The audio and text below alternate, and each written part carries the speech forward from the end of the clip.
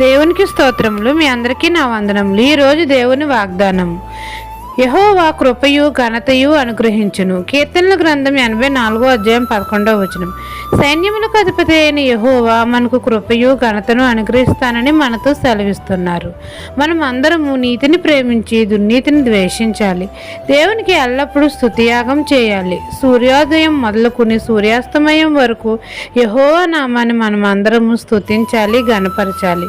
మన నోటి మాటలు దేవునికి అంగీకారంగా ఉండాలి.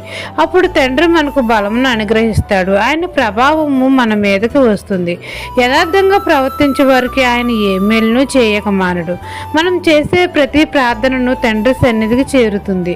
మనం మొరపెడితే మన తండ్రి అయిన యెహోవా ఆలకించి దానికి ప్రతిఫలము సమాధానాన్ని అనుగ్రహిస్తాడు. ఉదయమున తన కృపతో మనల్ని బలపరుస్తాడు. సంతోషకరమైన జీవితాన్ని ఇచ్చి మనల్ని ఘనపరుస్తాడు, మనల్ని అభివృద్ధి పరుస్తాడు. మన జీవితకాలం అంతా యెహోవా మనమందరికీ కృపయు ఘనతను అనుగ్రహిస్తాడు. ఈ దిన వాగ్దానం మీ నా జీవితంలో నెరవేరాలని కోరుకుంటూ దేవుని సువార్త పరిచర్యలో మీ సహోదరి. ఆమెన్.